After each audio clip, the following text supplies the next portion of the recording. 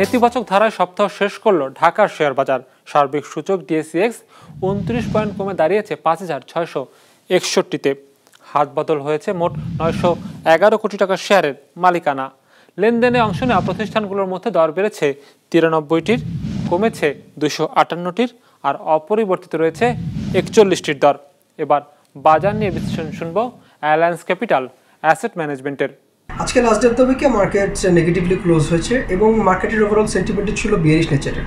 তবে এই উইকের opening index ছিল 5,616 এবং তা প্রায় 45 পয়েন্টস বেড়ে এখন দাঁড়িয়েছে 5,661-তে, এবং মার্কেটের অ্যাভারেজ টার্নওভারও ছিল প্রায় 1,000 কোটি টাকার মতো, যেটা লাস্ট কাপল অফ উইকসের তুলনায় যথেষ্ট ভালো, এবং এটা ইন্ডিকেট করে যে মার্কেটে ইনভেস্টর অ্যাক্টিভলি পার্টিসিপেট করছে।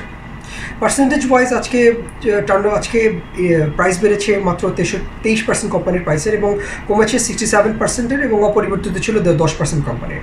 সেক্টর ওয়াইজ গতকালকের মতো আজকেও সবচেয়ে বেশি টার্নওভার ছিল ফার্মাসিউটিক্যাল সেক্টরে, ফলোড বাই টেক্সটাইলস এবং ইঞ্জিনিয়ারিং সেক্টরে। তবে ইন্টারেস্টিংলি আজকে ইন্স্যুরেন্স সেক্টরে সবচেয়ে বেশি সংখ্যক কোম্পানির প্রাইস কমেছে।